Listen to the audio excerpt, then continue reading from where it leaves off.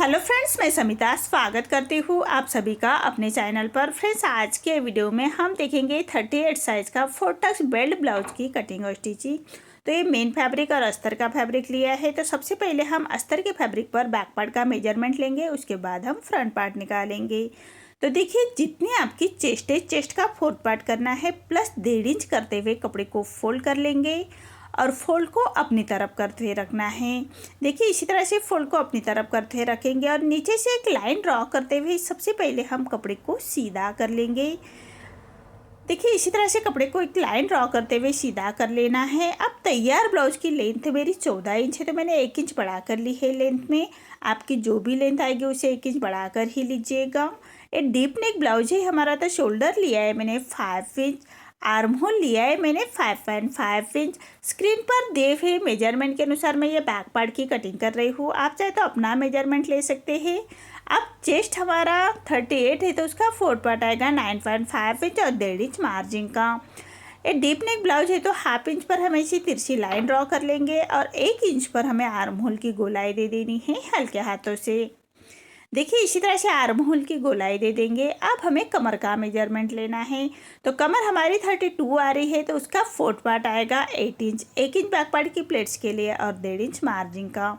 देखिए, इसी तरह से मार्जिन की लाइन ड्रॉ कर लेंगे। आप चाहे तो 2 इंच तक मार्जिन रख सकते हैं। अब हमने जैसे मार्किंग की है उसी के बराबर से हमें बैक पार्ट को कट कर लेना है और फ्रंट पार्ट निकालेंगे। नीचे से भी फैब्रिक को हमें इसे सीधा कट करना है। अब हमने जितनी बैक पार्ट की फोल्डिंग रखी है उसे 1.5 इंच बढ़ाकर हमें फोल्ड करना है कपड़े को।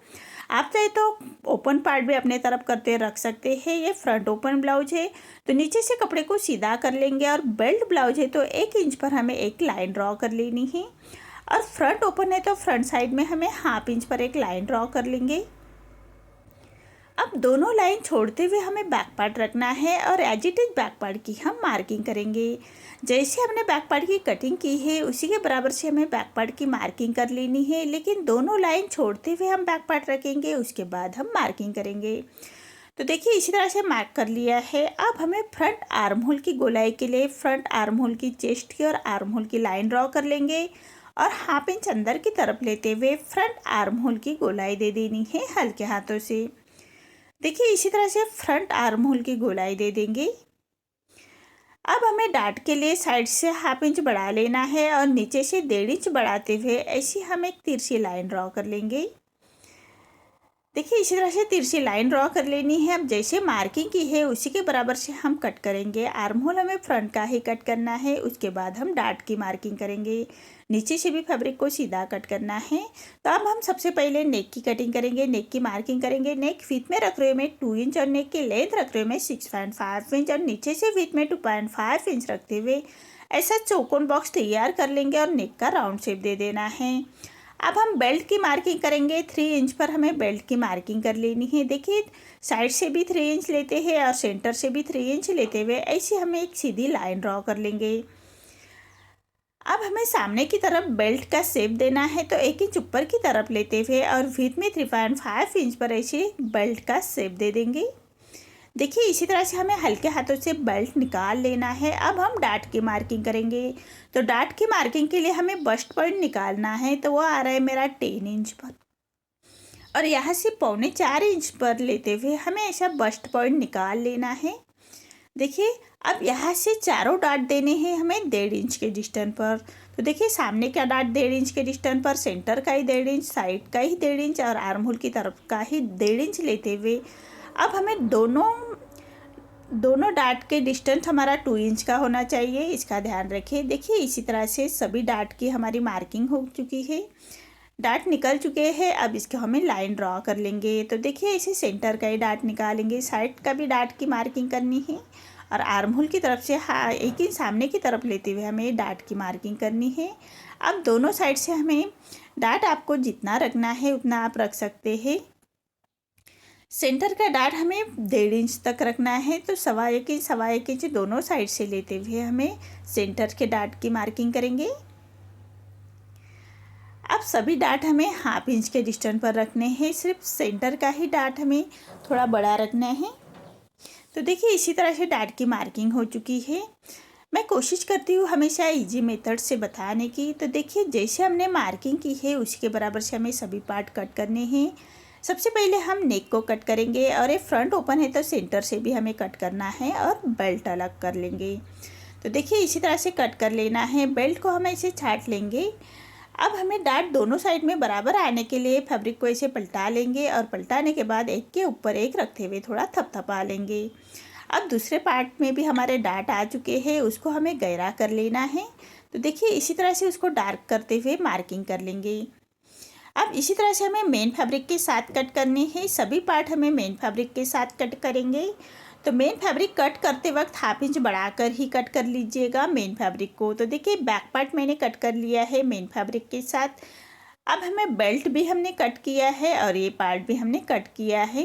तो सभी पार्ट हमें मेन फैब्रिक के साथ अटैच कर लेने हैं। तो मेन फैब्रिक पर हमें रॉन्ग साइड पर रखना है।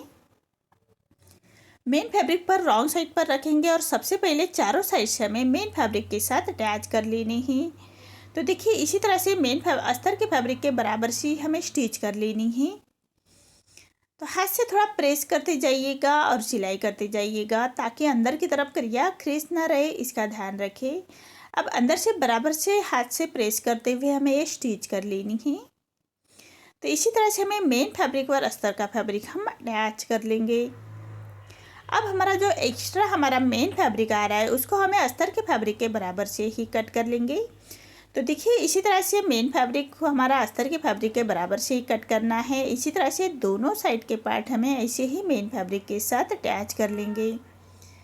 तो देखिए अब हमें डाट की मार्किंग है। तो सबसे पहले मेन फैब्रिक और अस्तर का फैब्रिक हमें डाट की स्टिच कर लेंगे ताकि हमारा डाट देते वक्त फैब्रिक छूटे ना, इसलिए हमें मेन फैब्रिक और अस्तर का फैब्रिक अटैच करते हुए डाट की स्टिच कर लेनी है। देखिए इसी तरह से हमें स्टिच कर लेनी है। अब हमने जैसे डाट की मार्किंग की है उसी के बराबर से हमें स्टिच कर लेनी है। तो सबसे पहले हम सेंटर के डाट की स्टिच करेंगे, उसके बाद हम साइड का डाट की स्टिच कर लेनी है। देखिए इसी तरह से हमारे चारों डाट की स्टिच कर लेनी है। ऐसे हमें इस दूसरे पार्ट को भी रेडी कर लेना है। देखिए इसी तरह से हमारा कितने फिनिशिंग के साथ रेडी हो चुका है। ऐसे दोनों पार्ट हम रेडी कर लेंगे। अब हमें बेल्ट रेडी करना है। तो बेल्ट हम मेन फैब्रिक पर राइट साइड पर रखना है और नीचे से हमें 1/2 इंच का मार्जिन कवर करते हुए नीचे से बेल्ट को हम स्टिच कर लेंगे। अब फैब्रिक को सीधा कट कर लेना है और छोटे कट्स लगा लेंगे। अब जो अस्तर का फैब्रिक है उसको पलटाते हुए उसके ऊपर से हमें स्टिच कर लेनी है फिनिशिंग के साथ। तो अस्तर के फैब्रिक के ऊपर से हमें स्टिच कर लेंगे और फैब्रिक को पलटाते हुए क्रॉप स्टिच कर लेनी है कॉर्नर से। देखिए इसी तरह से रॉप स्टिच कर लेंगे और फैब्रिक को पलटाते हुए मेन फैब्रिक और अस्तर का फैब्रिक हमें अटैच कर लेंगे। देखिए इसी तरह से मेन फैब्रिक और अस्तर का फैब्रिक हम अटैच कर लेंगे फिनिशिंग के साथ। अब हमारा जो एक्स्ट्रा मेन फैब्रिक आ रहा है, बेल्ट के साइड में एक्स्ट्रा मेन फैब्रिक आ रहा है, उसको हमें अस्तर के फैब्रिक के बराबर से ही कट कर लेंगे। अब हमें बेल्ट अटैच कर लेना है। तो देखिए 1/2 इंच का मार्जिन कवर करते हुए बेल्ट अटैच कर लेंगे। साइड से फैब्रिक को हम ऐसे थोड़ा छाट लेंगे, एक लाइन ड्रॉ करते हुए उसके ऊपर से स्टिच कर लेंगे और जो एक्स्ट्रा है फैब्रिक उसको हम कट कर लेंगे। तो देखिए इसी तरह से हमें बेल्ट अटैच कर लेना है। राइट साइड पर राइट साइड रखना है और उसको 1/2 इंच का डिस्टेंस कवर करते हुए हम उसको स्टिच कर लेंगे। तो देखिए इसी तरह से हमारा बेल्ट अटैच हो चुका है और उसको एक पक्की स्टिच कर लेंगे। अब राइट साइड से हमें एक रॉफ स्टिच कर लेनी है, एक प्रेस सिलाई बोलते हैं उसको, वो कर लेंगे। देखिए फिनिशिंग के साथ हमें स्टिच कर लेनी है। आप चाहे तो उसको नहीं की तो भी चलती है, तो लेकिन इससे हमारे लिए फिनिशिंग बहुत ही अच्छे से आती है। अब हमें हुक की पट्टी अटैच करनी है।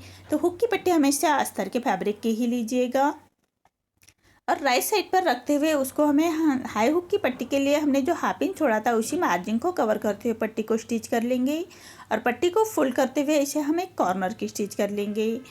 अब पूरे पट्टी को फोल्ड करते हुए हमें एक रॉप स्टिच कर लेनी है। आप चाहे तो फाइनल स्टिच भी कर सकते हैं, मैं रॉप स्टिच कर रही हूँ। बाद में हमें स्टिच निकाल लेंगे और सुई धागे से उसको तुरपाई कर लेंगे।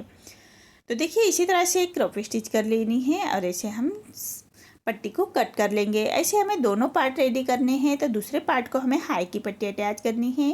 तो हाई की पट्टी हमेशा रॉन्ग साइड पर लगाते हुए राइट साइड ले जानी है। तो मेन फैब्रिक की ही हाई की पट्टी लीजिएगा और पट्टी को पलटाते हुए पट्टी के ऊपर से हमें स्टिच कर लेनी है। अब हम पट्टी को 1.25 इंच बाहर की तरफ फोल्ड करना है और फोल्ड करने के बाद उसके कॉर्नर से स्टिच करेंगे। मैं सेंटर से स्टिच कर रही हूँ। अब हमें मशीन से ही हाई बनाएंगे, तो देखिए इसी तरह से हमें मार्किंग कर लेनी है और जो एक्स्ट्रा पट्टी है उसको कट करेंगे। हाई हुक की पट्टी हमें चेक कर लेनी है, कम ज़्यादा हो तो नेक रेडी करने से पहले उसको छाट सकते हैं। अब हमें हाई की मार्किंग करनी है, तो देखिए टेप रखते हुए उसका सेंटर निकालेंगे और दोनों कॉर्नर्स की स्टिच करनी है और जो सेंटर से हमारा सेंटर आ रहा है उसको भी हम स्टिच कर लेंगे, मार्क कर लेंगे। अब हमें ऐसे वी शेप में उसको स्टिच कर लेनी है फिनिशिंग के साथ। तो देखिए इसी तरह से कॉर्नर से स्टिच करनी है। अब जहाँ पर हमने मार्किंग की है वहाँ पर हमें वी शेप की स्टिच कर लेनी है। इससे हमारे टाइम की बचत हो जाती है, हमें हाई हुक बनाते वक्त ये ईजी हो जाता है। अब सीजन चल रहा है इसलिए हमें ब्लाउज की बहुत ब्लाउज आते हैं, इसलिए हमें टाइम कवर करना पड़ता है। अब हम नेक रेडी करेंगे, तो नेक रेडी करने से पहले हमें हाई हुक की पट्टी चेक कर लेनी है और नेक को लगाने के लिए हमेशा तिरछे में ही पट्टी लीजिएगा